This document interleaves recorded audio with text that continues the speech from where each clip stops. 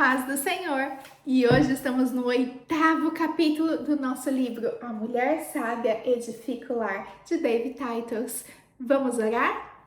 Senhor Deus e Pai, obrigada, Jesus, por mais essa oportunidade, por mais esse dia, meu Pai. Pai, obrigada por a gente já estar, meu Pai, quase concluindo esse livro, Senhor Deus. Pai, que o Senhor venha tomar conta da nossa mente, do nosso coração e que nós estejamos receptivos à palavra que o Senhor quer nos falar, Senhor. Espírito Santo, tens liberdade aqui e nos perdoa dos nossos pecados, em nome do Senhor Jesus. Amém. Capítulo 8, cujo título é O que significa refletir a glória do homem? Amém?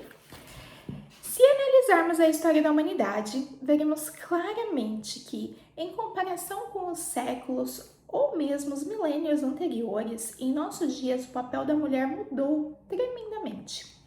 A sociedade não cristã vem tentando com todas as suas armas desvirtuar o papel bíblico da mulher nos âmbitos em que ela transita, como casamento, família e trabalho. O maior de todos os males que essa transformação cultural provoca é o distanciamento do modelo de feminilidade que Deus idealizou, pôs em prática e ensinou que deveríamos seguir. Como resultado, vemos a mulher viver hoje como uma caricatura, uma sombra daquilo que o Senhor a criou para ser. O grande desafio diante desse cenário é retornar ao padrão bíblico, pois fora dele é impossível a uma mulher edificar o seu lar de acordo com a vontade de Deus. Uma das verdades mais significativas sobre o papel da mulher, conforme idealizado por Deus, é indicada por Paulo em 1 Coríntios. A mulher, porém, reflete a glória do homem. Capítulo 11, versículo 7 de 1 Coríntios. O que significa exatamente essa afirmação? Que implicações há em dizer que refletimos a glória do homem? Será que devemos louvar as pessoas do sexo masculino? O que esse conceito quer dizer de fato? Nós, mulheres, fomos criadas por Deus para sermos ajudadoras, que completam o nosso marido. Ainda no ato da criação do mundo, após formar o homem, o Senhor Deus disse: não é bom que o homem esteja sozinho. Farei alguém que o ajude e complete. Gênesis 2:18.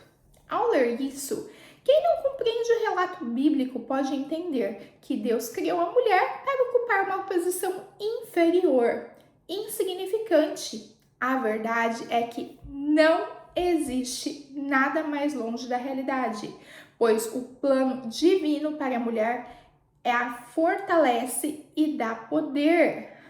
Para compreender diante desse fato o que significa dizer que a mulher reflete a glória do homem, nos basearemos e nos aprofundaremos na palavra de Deus.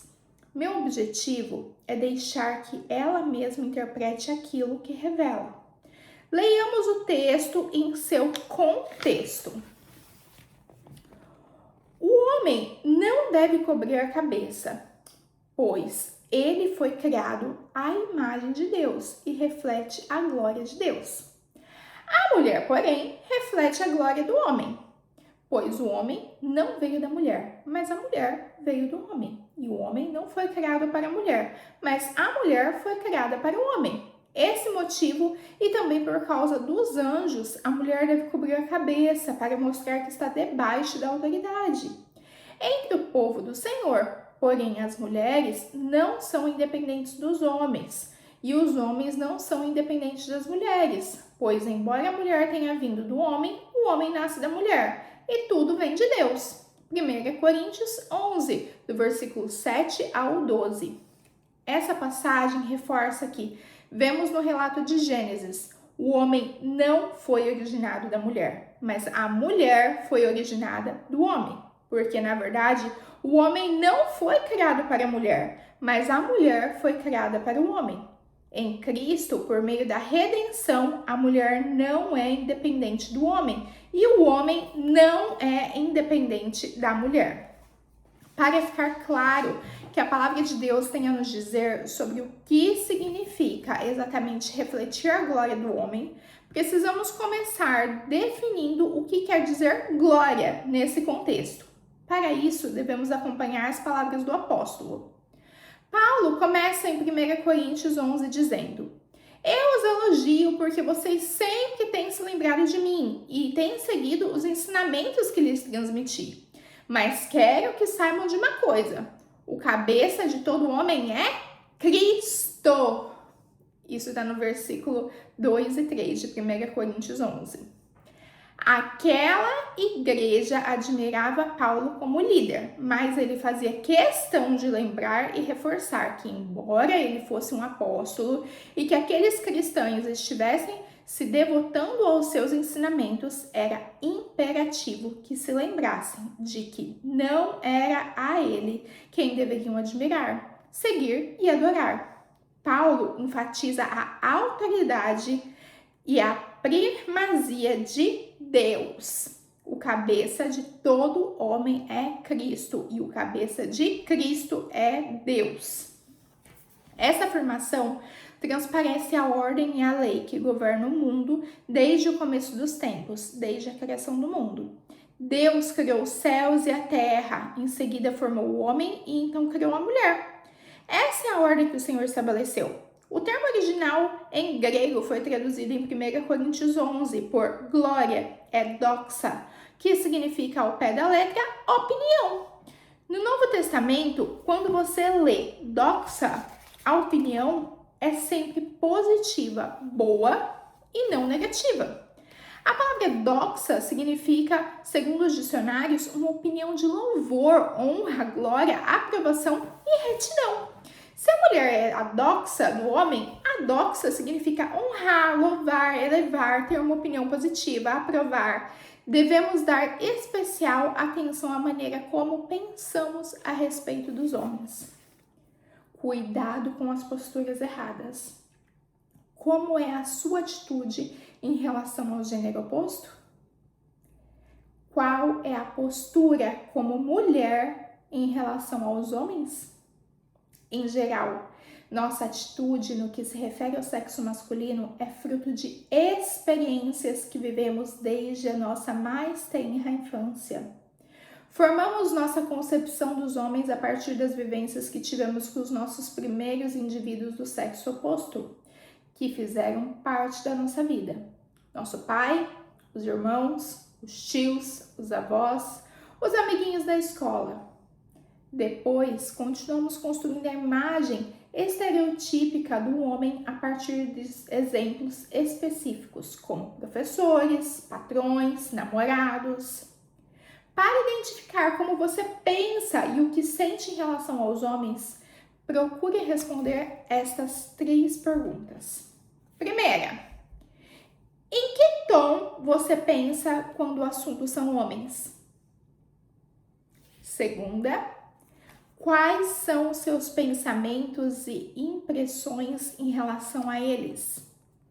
E a terceira, você fala dos homens de forma positiva ou negativa?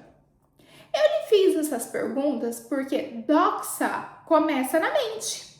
Você já se pegou pensando a respeito dos homens? Coisas como, sei, homens ou homem é tudo igual. Com um tom de deboche ou de raiva, por exemplo. Se a sua resposta a essa pergunta for positiva, você precisa, com urgência, parar e reavaliar como se relaciona mentalmente com o sexo masculino, pois ela está em dissonância com a maneira divina de pensar e em nada contribui para a edificação do lar. Não é uma postura sábia. O homem foi formado com um propósito especial. Se olharmos para o próprio físico do homem, vemos nele, metaforicamente, a natureza de Deus. Vemos a glória de Deus apresentada por sua força, pela forma como seus músculos são formados, seu corpo físico simboliza a força, o poder e a autoridade que lhe foram delegados. As mudanças de voz, o baixo e o grave, quando se tornam adultos, expressam quem ele é como homem. unicamente dizer que representam o poder de Deus e sua autoridade. Homens têm a capacidade de refletir a glória de Deus ao desempenhar papéis como os de pais, filhos, guerreiros e maridos.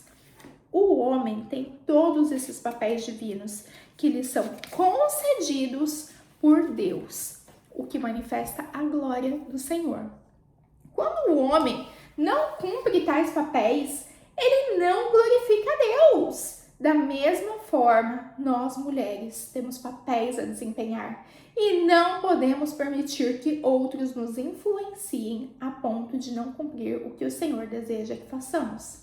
Eu tenho a responsabilidade perante a palavra de ser obediente, respondendo ao anseio do Senhor, de que eu seja a glória dos homens com os quais eu venha a ter contato. Eu devo conferir aos homens honra, dignidade e respeito, sem alimentar pensamentos que os diminuam e desrespeitem, como raiva, hostilidade, medo e ressentimento. Pelo contrário, devo honrá-los, glorificá-los e dignificá-los. O que os homens fazem não é minha responsabilidade, mas o que eu faço, sim, essa é minha responsabilidade. Assim, meu conselho é: não permita que outras pessoas influenciem você a ponto de fazê-la parar de refletir a glória do homem.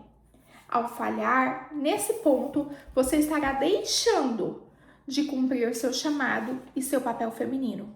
Os homens criados à imagem de Deus são os que trazem direção, proteção e provisão. No Antigo Testamento, os homens eram líderes do louvor, não as mulheres.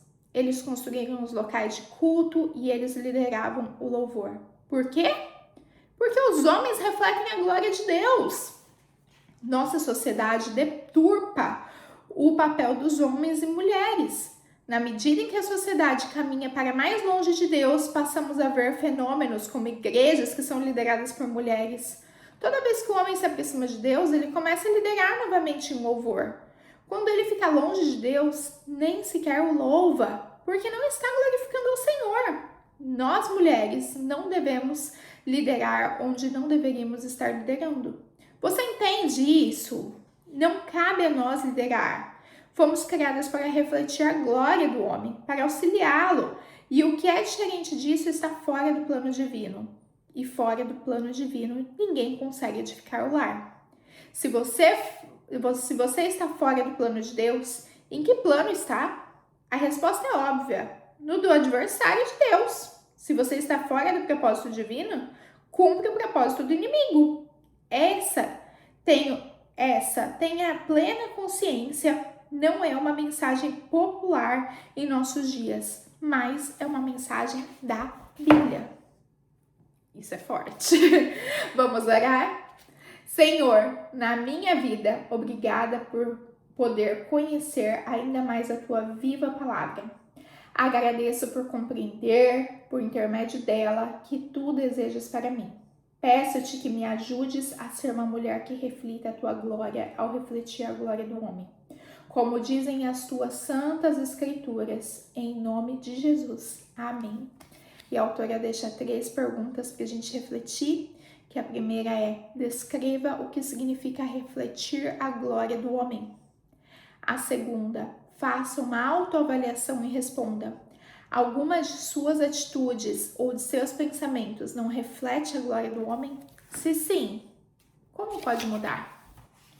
E a terceira, de que maneira você pode mudar a forma como fala dos homens, caso costume tecer comentários depreciativos, jocosos ou agressivos sobre eles? Amém? É um capítulo difícil, que muitas vezes o inimigo tenta deturpar mesmo a nossa mente, mas que o Espírito Santo venha nos falar, venha convencer a cada uma de nós daquilo que a Bíblia diz, daquilo que Deus quer para nossas vidas. Se posiciona hoje e até o próximo capítulo.